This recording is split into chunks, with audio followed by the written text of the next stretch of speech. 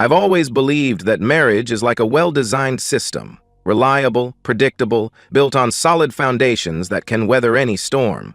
For 10 years, Natalie and I had operated like clockwork.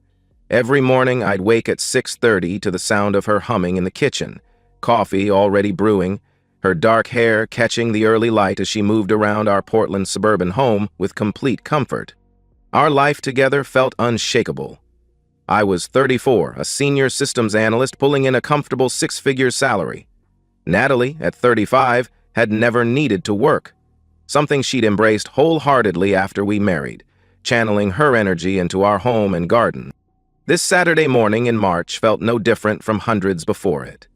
I found her in the garden, kneeling among rose bushes she'd cultivated for years, hands dirty with soil, pure contentment on her face. Natalie called out, holding up her phone. Even from 10 feet away, I could see bright colors of a concert poster. "Look at this. Ashes and Velvet just announced a Portland date. They're coming to the Moda Center next weekend." I recognized the band she'd been obsessed with since college. Her enthusiasm struck me as endearingly nostalgic, like holding on to a piece of her younger self that predated our marriage. "That's great, honey. You should definitely go," I replied. "Sophie already said she'd come with me. We can make a whole night of it. Dinner beforehand, maybe drinks after. It'll be like old times," she said excitedly. Sophie, her sister, was one of the few people I genuinely trusted with my wife. 2 years younger than Natalie, she'd always been more grounded, building a career in marketing while Natalie chose domestic comfort. "Sounds perfect. You deserve a fun night out," I told her. The words came easily because they were true. In 10 years of marriage, Natalie had never given me reason to worry. She wasn't the type to make reckless decisions. Our relationship was built on trust, communication, and mutual respect. Watching her scroll through concert information, I thought about our wedding day. How she'd laughed when my father's attorney insisted on the prenuptial agreement. She'd called it rich people paranoia, signing papers with carefully attitude of someone who couldn't imagine our marriage ending badly. The agreement was straightforward. In divorce, we'd each leave with what we'd brought in, plus equal split of shared assets, unless infidelity was involved. That clause specified proven adultery would result in the unfaithful party forfeiting claim to shared assets. Now, watching Natalie's excitement, that prenup felt like ancient history, irrelevant as insurance on disasters that would never happen. "When's the show?" I asked. "Next Saturday. Sophie's already looking at restaurants near the venue." God, I haven't been this excited about anything in forever. Do you remember when we saw them in college? That was back when Zane Holloway was still doing acoustic sets before shows, she said, her voice full of nostalgia. I remembered. Early date, small venue, Natalie singing along to every song. That night, I'd known I was falling in love with her. Uninhibited joy. "I remember you knowing every single word," I said. "Still do. It's going to be incredible. Zane's voice has only gotten better with age," she replied. The way she said the lead singer's name, Zane, carried familiarity I'd noticed but never considered. Harmless celebrity admiration. The rest of the day unfolded with pleasant weekend predictability. We gardened together, ran errands, shared late lunch, discussing plans for the coming week. Natalie researched the concert, showing me photos from recent tours. The following Saturday morning, I watched Natalie prepare with calm confidence. She tried on 3 outfits, settling on jeans and vintage band t-shirt. "Sophie's picking me up at 6. We'll probably be home pretty late. You know how these things go," she said, while checking her appearance one last time. "No problem. Have fun and be safe," I replied. Those words would replay countless times over coming hours, taking on different meanings until they felt like the last innocent thing I'd ever said to my wife. As I watched her car disappear, I felt nothing but love and trust. I had no reason to suspect she was driving toward a decision that would destroy everything we'd built. Saturday evening found me in my home office, surrounded by comfortable chaos of a complex systems upgrade I'd been postponing for weeks. Lines of code scrolled across my monitor, the kind of intricate problem-solving that had always calmed my mind. The house felt peacefully quiet, Max, our golden retriever, sleeping at my feet. Distant traffic providing gentle backdrop to focused concentration. My phone rang at 9:47 p.m. I remember the exact time because I'd been tracking progress, noting timestamps as I'd completed each module. Natalie's contact photo filled the screen, a picture from our anniversary dinner last year, her smile radiant in restaurant's warm lighting. "Hey, beautiful, how's the concert?" I answered. "Liam, oh my God, you won't believe what just happened," she said breathlessly. Her voice was different, elevated, carrying energy I'd never heard before. Something manic about her excitement made me pause the code compiler and give full attention. "Who's going on? Is everything okay?" I asked. "More than okay. We got invited backstage," she said, words tumbling over each other like she couldn't get them out fast enough. "Sophie and I were at the bar during intermission, and this guy, he's part of the band's crew, recognized my vintage tour shirt from their 2018 show and started talking to us. One thing led to another, and now we're backstage with Ashes and Velvet." I felt small flutter of unease, though I couldn't pinpoint why. "That's incredible, honey. I know how much this means to you," I said. "Liam, I'm standing 10 feet away from Zane Holloway, like actually talking to him. He remembered the Portland show from 2018. Can you believe that? He said the crowd here was one of his favorites from that entire tour," she gushed. The way she said his name again, Zane, carried that same familiarity I'd noticed before, but now felt charged with something more immediate, more dangerous. Some instinct began sounding quiet alarms. "That's amazing, Nat. I'm so happy for you," I managed. "He's exactly like I always imagined he'd be, funny, smart, so down to earth. We've been talking about music, about Portland, about everything. He's nothing like you'd expect a rock star to be," she continued, something in her voice. Intimacy, connection, that seemed beyond casual celebrity conversation. I'd been married to this woman 10 years. I knew every note in her vocal range, every subtle shift in tone. What I was hearing was the sound of someone experiencing attraction. "Where's Sophie?" I asked. "She's around somewhere, talking to the drummer. Liam, I need to ask you something, and I need you to really think about your answer," she said, her tone shifting to something more serious. The bottom dropped out of my stomach. In 10 years of marriage, she'd never prefaced a question that way. Whatever was coming next would change everything between us. "Okay," I said simply. "Do you remember that conversation we had a few years ago about hall passes, about how some couples have agreements about once-in-a-lifetime opportunities with celebrities?" she asked. I remembered. Hypothetical discussion sparked by some article. Late-night conversation between married couples, exploring boundaries that felt safely theoretical. We'd laughed, each naming our celebrity hall pass. Mine, Emma Stone, hers, Zane Holloway. Harmless fantasy because it seemed impossible. "I remember," I said carefully. "Zane just asked if I wanted to go back to his hotel room," she said. The words hit like physical blows. My entire world tilted, everything I'd believed about my wife, my marriage, my life, reorganizing into completely different configuration. She wasn't sharing exciting celebrity encounter. She was asking permission to cheat. "Natalie, are you seriously asking me what I think you're asking me?" I said, my voice deadly calm. "It doesn't mean anything, Liam. It's Zane Holloway. This will never happen again. It's like winning the lottery. You don't get a second chance at something like this," she pleaded. Her justification revealed everything about how she was thinking, how she valued our marriage against this opportunity. She wasn't torn, wasn't conflicted. She'd already decided. "This call was seeking retroactive permission.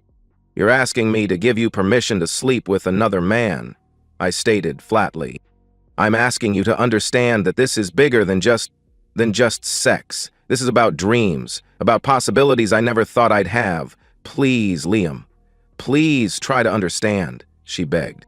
Something cold and crystalline settled over me, like watching my emotions from great distance.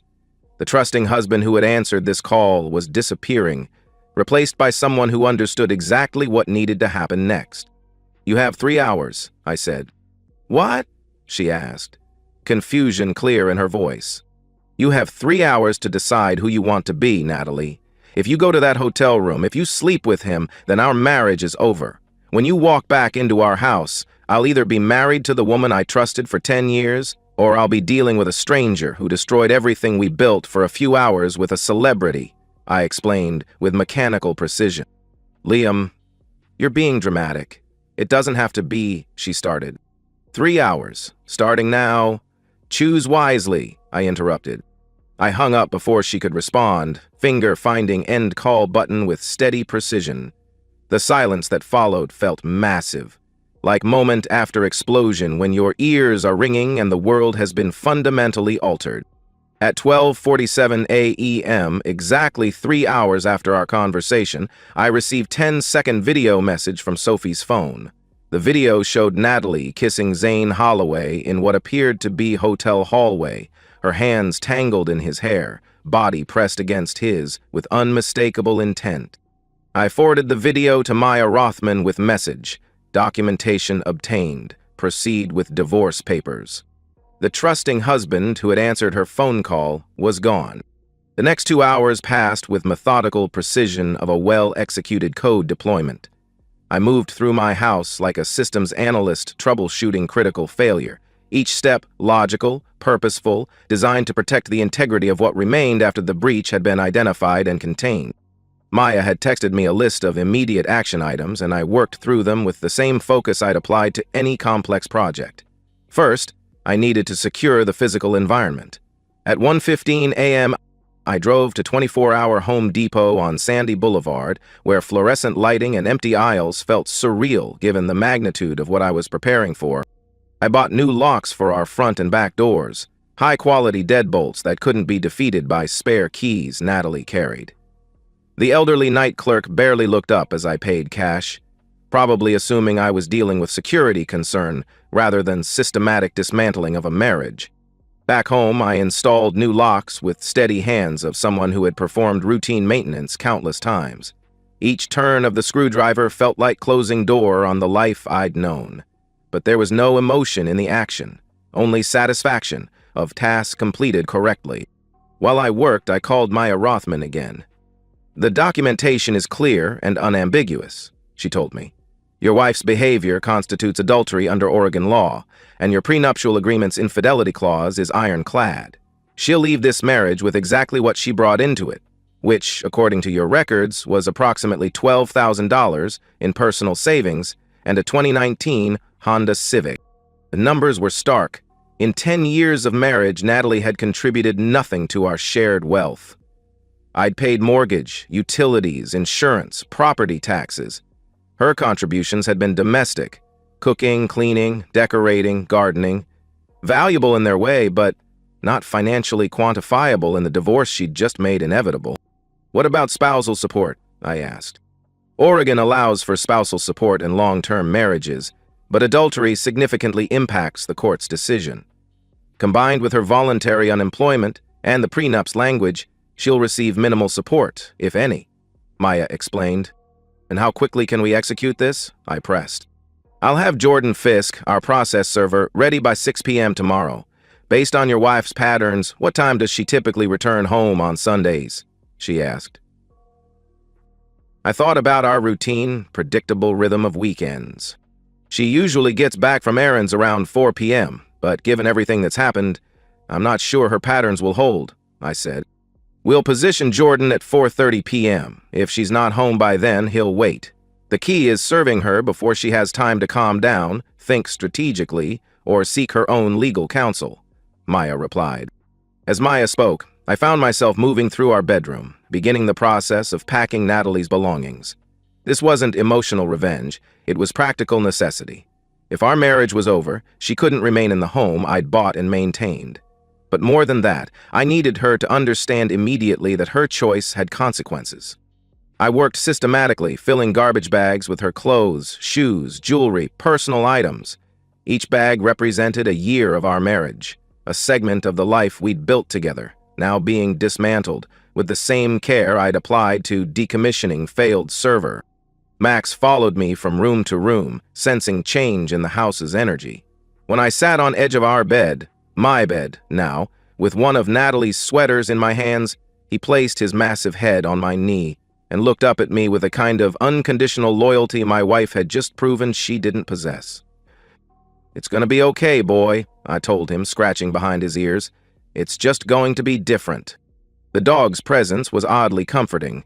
Unlike my wife, Max's affection wasn't conditional, wasn't dependent on excitement or novelty or once-in-a-lifetime opportunities. He was a living reminder that loyalty was possible, that commitment could be genuine and lasting.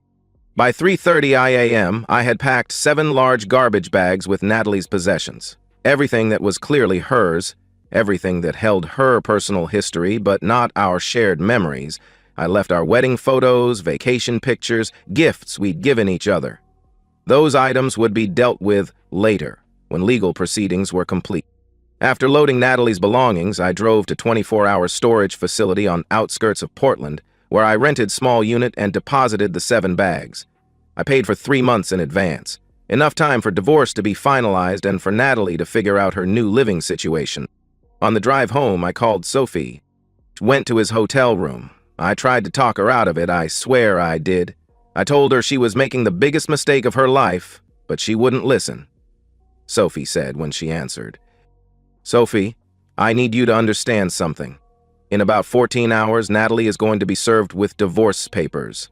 She's going to discover that her decision tonight has cost her everything," I said calmly. "You're not serious," Sophie gasped. "We had prenuptial agreement with infidelity clause. She signed away her rights to marital assets the moment she walked into that hotel room," I explained. After a long pause, Sophie said quietly, "Even if she's my sister, cheating is cheating." By 5 a.m., I was back home, sitting in my kitchen making final preparations. The house felt different already. Quieter, more spacious, like system running more efficiently after unnecessary programs had been terminated. At 4 p.m., I positioned myself where I could monitor security cameras. Jordan Fisk arrived at 4:25 p.m., carrying leather portfolio and calm demeanor of someone who delivered bad news countless times. At 4:47 p.m., Natalie's Honda Civic pulled into our driveway. Through my office window, I watched my wife of 10 years step out of her car with casual confidence of someone returning home from ordinary day.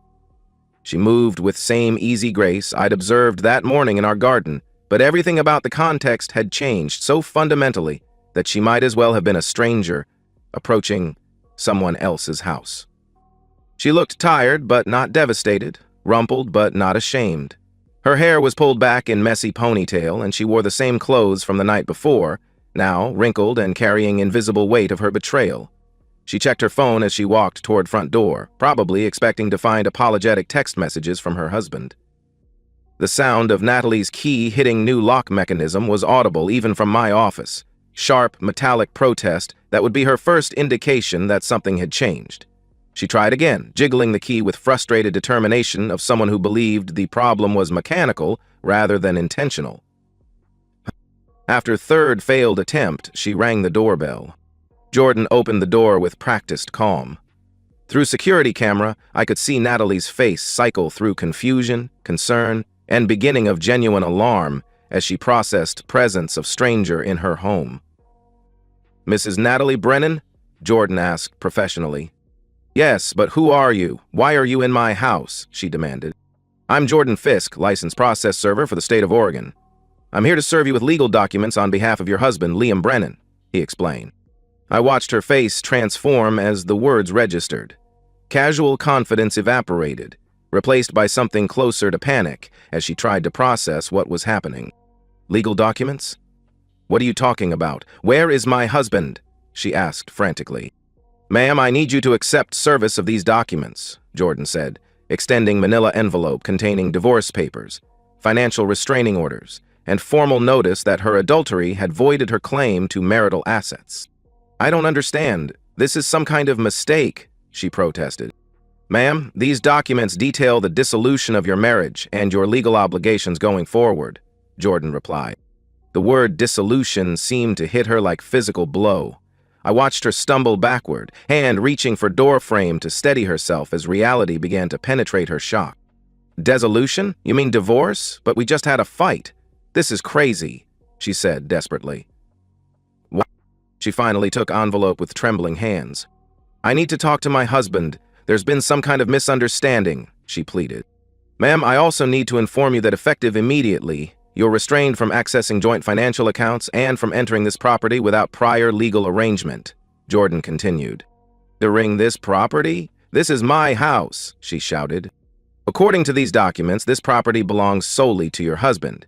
You have 30 days to arrange for removal of your personal belongings, which are currently in Storage Unit 247 at Secure Space on Powell Boulevard, Jordan explained.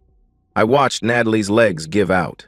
She sat down hard on our front steps, manila envelope falling open in her lap, legal papers scattering like leaves. Her face had gone completely white.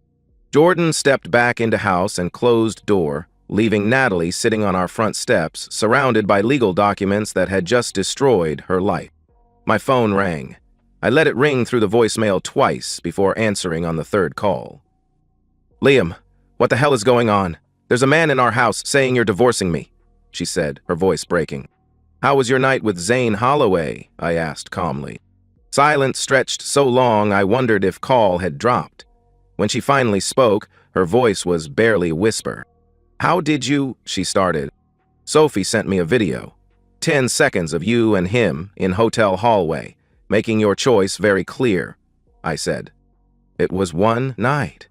One stupid, meaningless night. How can you throw away 10 years over one mistake? She cried. You didn't make a mistake, Natalie. You made a choice. You chose Zane Holloway over our marriage, I replied coldly. Please, Liam, please don't do this. We can fix this, she begged. The woman I married wouldn't have needed to fix this because she never would have broken it in the first place, I said. I hung up before she could respond, then immediately blocked her number. Through security camera, I watched her gather scattered divorce papers and walk to her car, moving like someone in shock. As her Honda Civic disappeared down our street, I felt something I hadn't expected. Relief. The hardest part was over. 6 months later, I stood in my garden on a crisp October morning, harvesting the last tomatoes from the vegetable plot that had replaced Natalie's rose beds. The transformation felt symbolic, beauty replaced by practicality, ornamental giving way to functional. My Saturday routine had evolved into something entirely my own. Coffee first, then garden work that grounded me after spending weeks immersed in systems and code. Max supervised from his spot under the maple tree, content to watch his human navigate this new version of their shared life. The house had been transformed as well. Natalie's decorative touches, throw pillows in colors I'd never understood, scented candles, artwork chosen for emotional impact, had been replaced by functional minimalism that reflected my actual preferences rather than marriage compromises. The doorbell rang at 10:15 a.m. Through the window, I saw Sophie holding 2 coffee cups and wearing the careful expression of someone bringing unwelcome news. Morning, Liam. I brought coffee from that place on Burnside you used to like, she said as I opened the door. She followed me to the back deck where I'd installed new teak furniture designed for comfort rather than appearance. How are you doing? She asked, studying my face for signs of hidden damage. I'm doing well. Better than well, actually. I'm doing exactly what I want without having to consider anyone else's needs, I replied honestly. That sounds lonely, she said. It sounds peaceful, I countered. Sophie gathered courage to say whatever she'd come to say. I wanted to update you on Natalie. I know you probably don't want to hear about her, but I thought you should know how things have turned out, she said carefully. I'm listening, I said. She's living with our parents again. Has been since about a month after the divorce was finalized. She tried to find her own place, but without work experience or credit, landlords wouldn't take her seriously. Sophie explained. The image of my 35-year-old ex-wife sleeping in her childhood bedroom struck me as both pathetic and appropriate. What about work? I asked. It's been challenging. 10 years out of the workforce is hard to explain to employers, especially when you chose not to work rather than being unable to find employment, Sophie said. Sophie's phrasing revealed the reality Natalie was discovering. Choosing financial dependence for a decade had consequences beyond relationship security. Eventually, she found part-time work at a dental office, filing, answering phones. $15 an hour, maybe 25 hours weekly, when they're busy, she continued. I did the mental math. Maybe $19,000 annually before taxes, less than she used to spend on clothes during our marriage. Our parents are helping with expenses. They're not happy about having a 35-year-old daughter move back home, but they won't let her be homeless, Sophie said. That's generous, I replied. They're frustrated. They ask constantly when she's going to take responsibility for the situation she created. They blame her for what happened, not you, she added. This carried more weight than expected. Learning that her parents held their daughter responsible felt like validation I hadn't realized I needed. What does she say? I asked. Sophie hesitated. She says it was a mistake that shouldn't have cost her entire life. She says you overreacted. The familiar refrain revealed that Natalie still hadn't accepted responsibility. 6 months later, she was still casting herself as victim rather than author of her consequences. She still doesn't understand what she did wrong, I observed. I don't think she does. She talks about it like a moment of weakness that should have been forgiven. Sophie agreed. And what do you tell her? I asked. I tell her that cheating is cheating. I tell her you had every right to protect yourself from someone who would betray you for a celebrity encounter, Sophie said firmly. Have you heard anything about Zane Holloway? I asked. Nothing. According to Natalie, she never heard from him again. He moved on to the next city, probably the next woman. I don't think he even remembers her name, Sophie said. The irony was perfect. Natalie had destroyed a 10-year marriage for an encounter with someone who'd forgotten her before his tour bus left Portland. Does she ever ask about me? I asked. She asks if you're dating anyone, if you seem happy, Sophie replied. And what do you tell her? I pressed. That you're building a good life for yourself, she said. Are you dating anyone? Sophie asked. I'm not closed off to the possibility, but I'm learning the difference between being lonely and being alone. When I do choose to share my life again, it'll be with someone who understands that commitment means something, I replied. Natalie sometimes talks about reconciliation, Sophie said carefully. The suggestion was fundamentally misguided. Sophie, the woman I married, would never have made that phone call. That woman doesn't exist anymore, I said. As Sophie prepared to leave, she paused. What should I tell her about this conversation? She asked. Tell her that I wish her no harm, but I feel no responsibility for the life she chose to create. Tell her that closure doesn't require forgiveness. Sometimes it simply requires protecting your own dignity, I said. That evening, I sat in my office reviewing an email from Maya Rothman suggesting I write about my experience. As Max settled at my feet, I opened a new document titled The 3-Hour Window. 6 months ago, I'd lost a marriage. What I'd actually lost was an illusion, and what I'd gained was more valuable, the knowledge that I would never again compromise my self-respect for someone else's comfort. Justice didn't always arrive with dramatic flair. Sometimes it was simply the natural result of choices playing out over time. Sometimes justice was just refusing to rescue someone from the life they'd chosen to create. And that's the end of today's story. If you enjoyed it, please give this video a thumbs up and drop a comment below. Your support helps the algorithm push my content further. If you're new to the channel, don't forget to hit that subscribe button. It really helps me keep creating more stories for you. Thanks for watching, and I'll see you in the next one. I know it sounds cliché, but I believe that my wife Joan and I had the perfect marriage. We'd been married for 20 years. We were every bit as in love as when we first met. We heard stories about couples with problems ending in divorce, but neither of us could imagine that happening to us. From the beginning, we had a great relationship based on respect and the ability to communicate about anything. We kept no secrets and talked about everything together. We were best friends and lovers. We valued spending time together and being a couple, not two solo partners. If something bothered either one of us, we could tell the other and get support. We didn't keep feelings buried. If I did something that bothered her, she told me, and vice versa. We were quick to compliment each other, and if we wanted something, we said what it was. No games. We were that way about intimacy, too. We did everything together. We had a fantastic love life. As far as finances go, we both work and get paid well. Our combined household income is over $250,000 a year. We each put 3/4 of our paychecks into our joint bank account. The other quarter goes into our own private accounts. We're free to use our personal money however we want without justification. We mutually discuss any major expenses from our joint funds. We both get 5 weeks of paid time off each year. We usually spend 2 weeks of vacation together in the summer, a week in winter for a ski trip, and a week in autumn. That leaves us each 1 week, which we take separately but simultaneously during spring.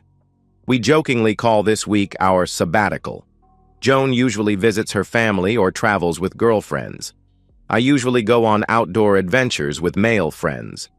Even during that week apart, we touch base daily and keep no secrets. The time apart always ends with several days making up for lost time in bed. Neither of us takes our jobs too seriously. They're just jobs, not our lives. We don't work much overtime and have strict rules about not bringing work home. Work stops at 5 daily, and by 6, we're both home looking forward to an evening together. We prefer spending time together rather than going out with friends or doing things separately. When our kids were younger, they took up much of our time, but as they're practically grown, we still enjoy each other's company more than anything. Speaking of kids, Adam is 19 and finishing his second year at the University of Texas.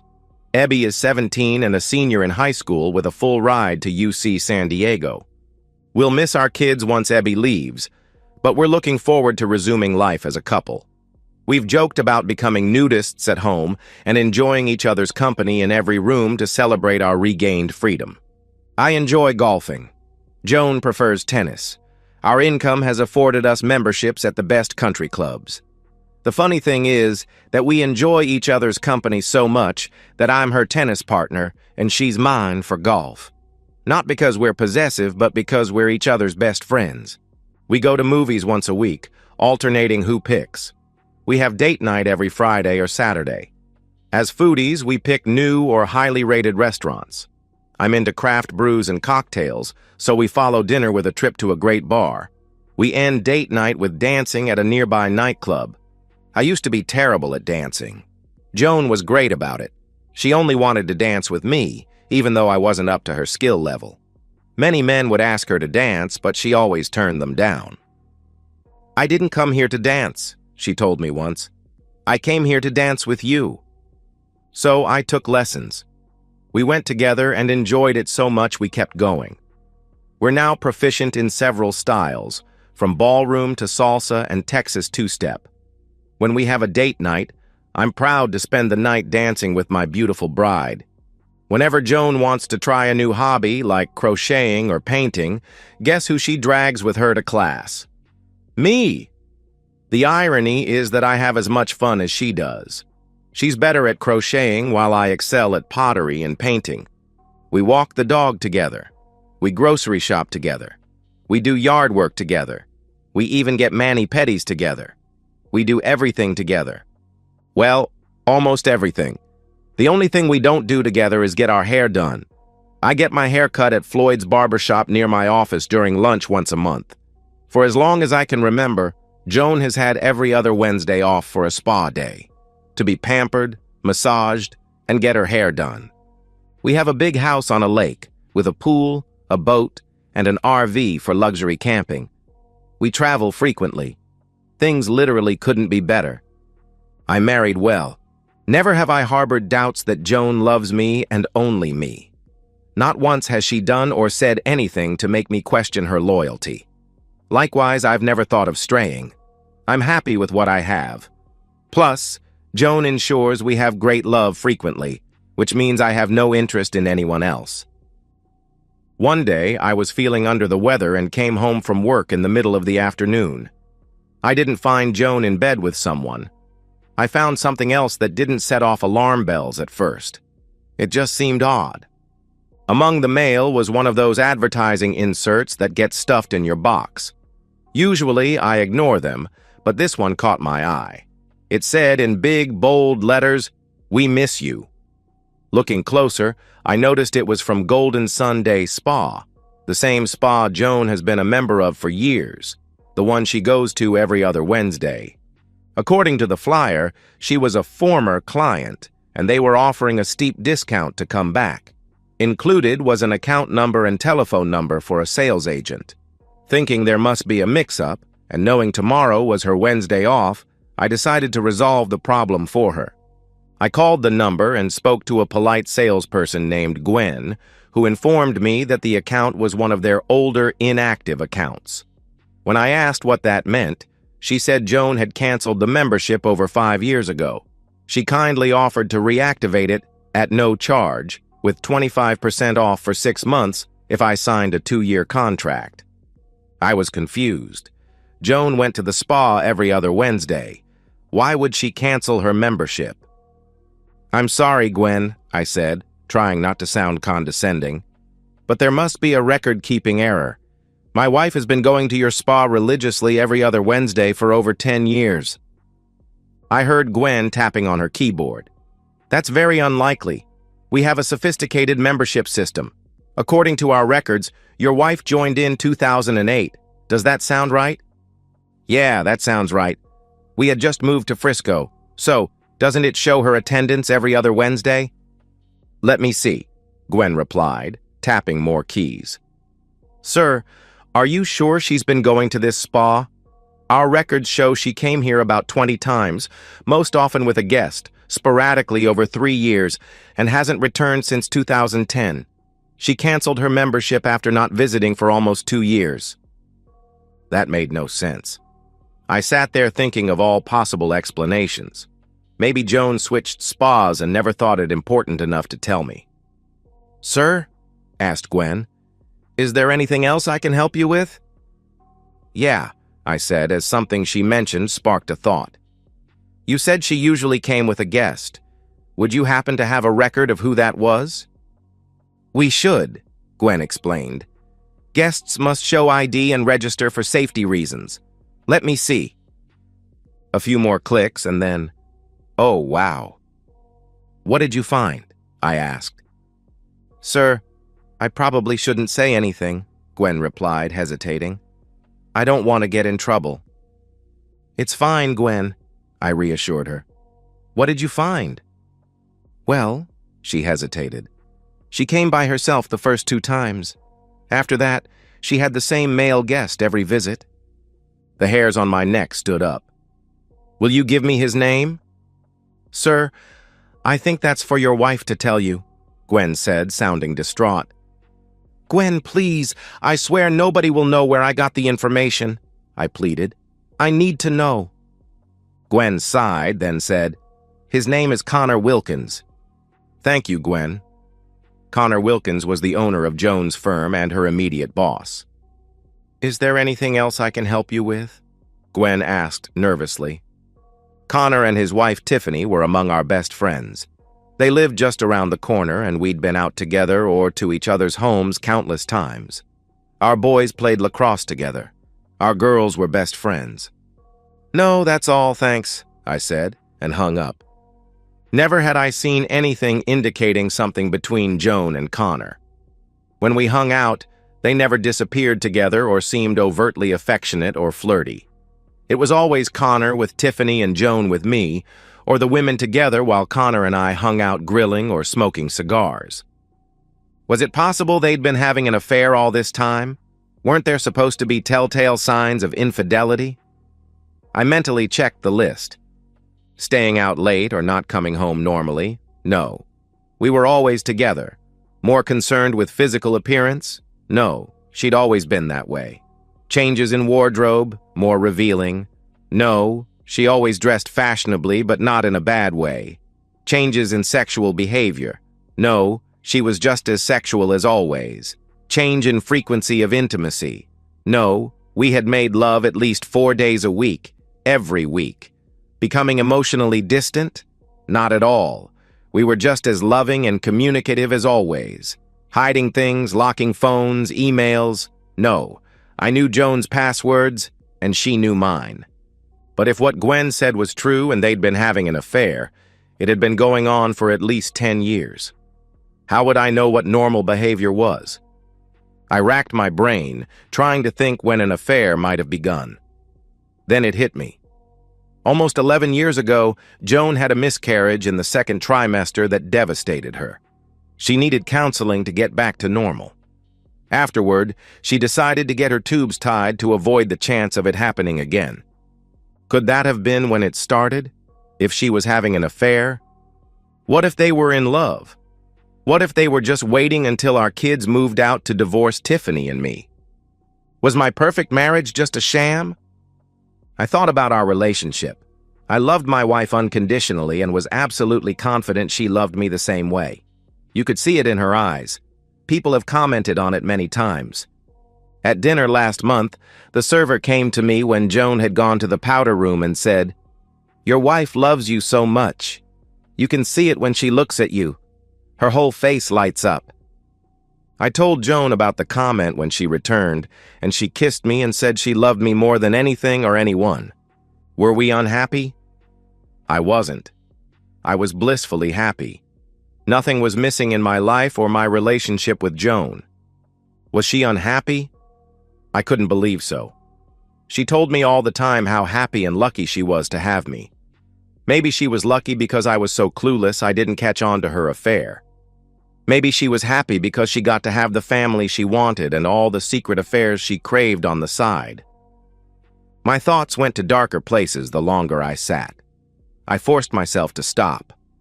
I didn't know for sure Joan was having an affair. All I knew was that years ago, she went to the spa with Connor frequently and never told me. For the past several years, she continued telling me about her bi-monthly spa days. So either she changed spas without telling me, or she'd been lying.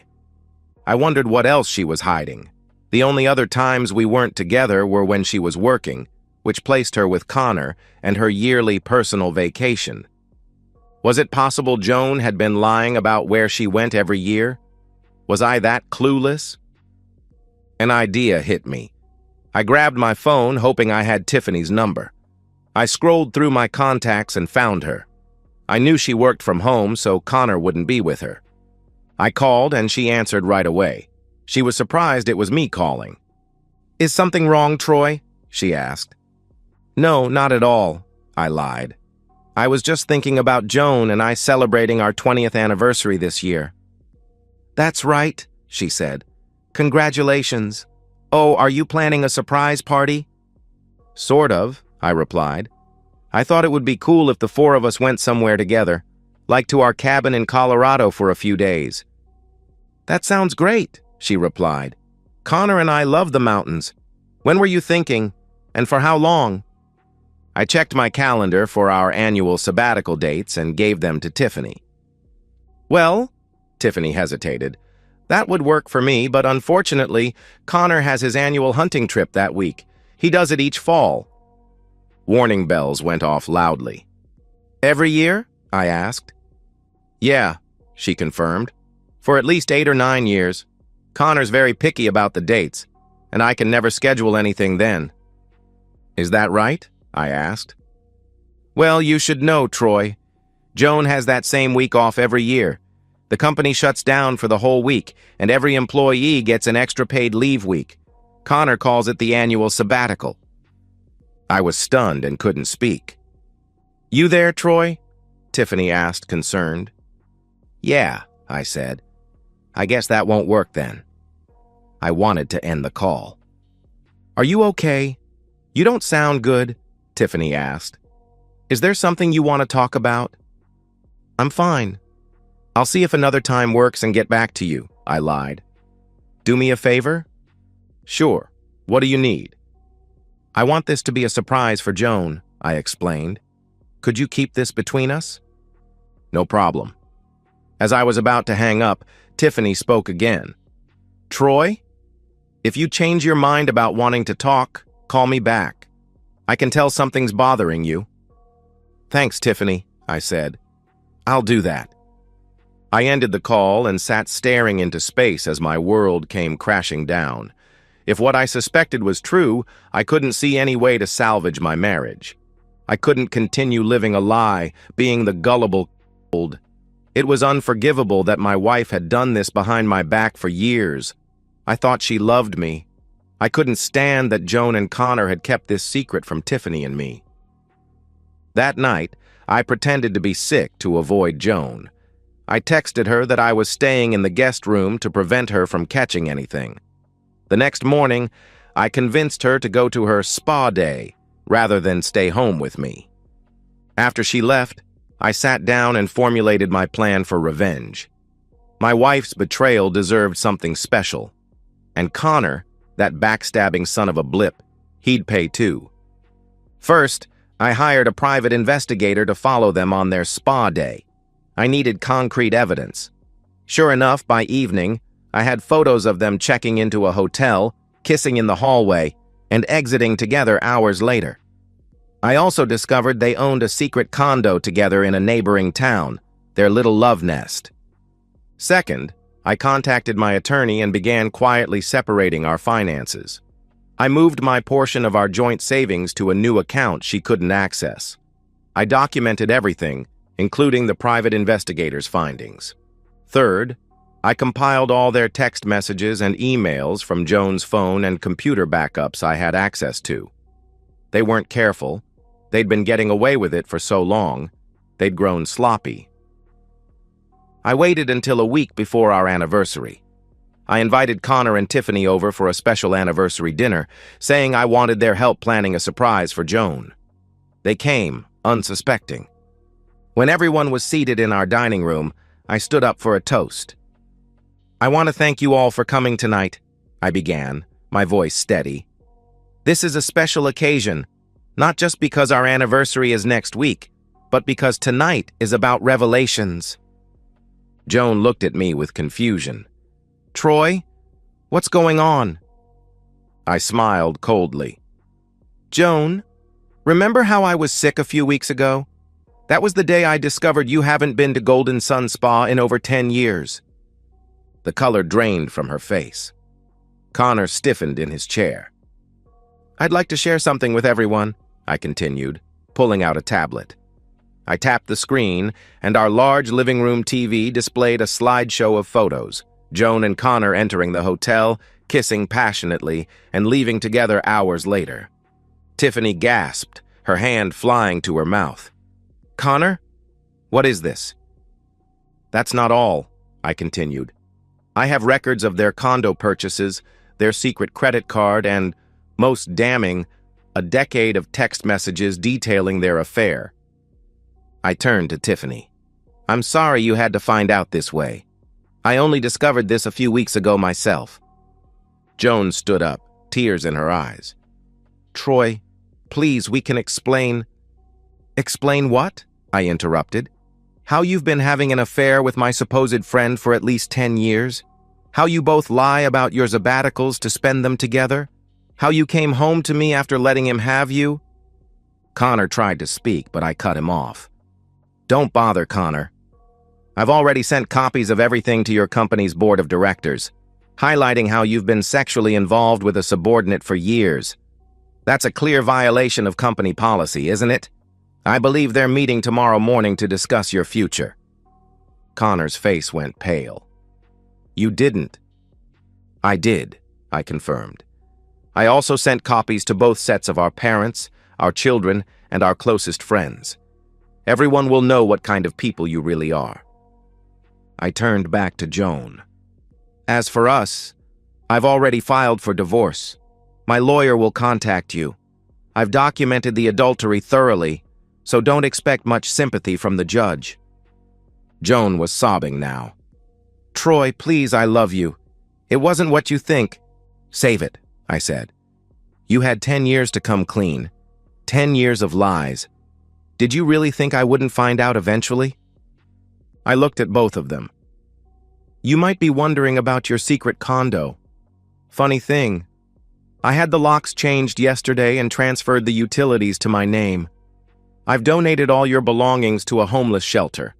The property manager has instructions not to let either of you in."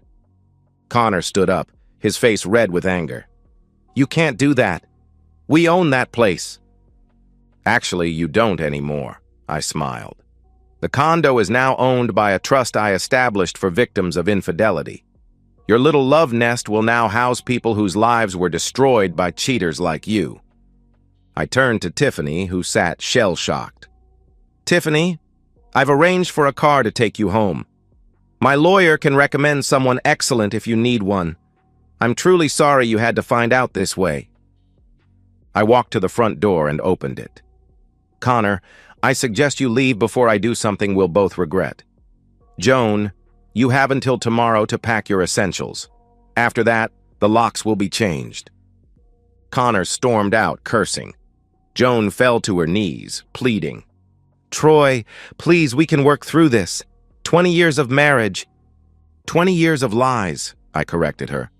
Leave your keys and credit cards on the table on your way out.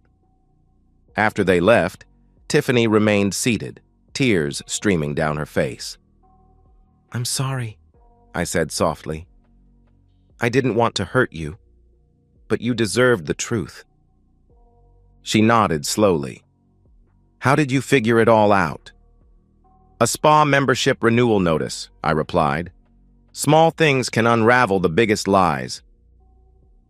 6 months later, I was sitting on my deck overlooking the lake. The divorce had been finalized, heavily in my favor due to the documented adultery. Connor had lost his job and most of his assets in his divorce from Tiffany. Last I heard, he and Joan were living in a small apartment, both working entry-level jobs after their reputations were destroyed. My phone rang. It was Tiffany. We'd become friends through our shared trauma. Hey, Troy, she said. Just checking if we're still on for dinner tonight? Absolutely, I replied, looking forward to it. As I hung up, I smiled. The perfect marriage had been a perfect lie, but there's nothing more satisfying than perfect revenge. And that's the end of today's story. If you enjoyed it, please give this video a thumbs up and drop a comment below. Your support helps the algorithm push my content further. If you're new to the channel, don't forget to hit that subscribe button. It really helps me keep creating more stories for you. Thanks for watching, and I'll see you in the next one.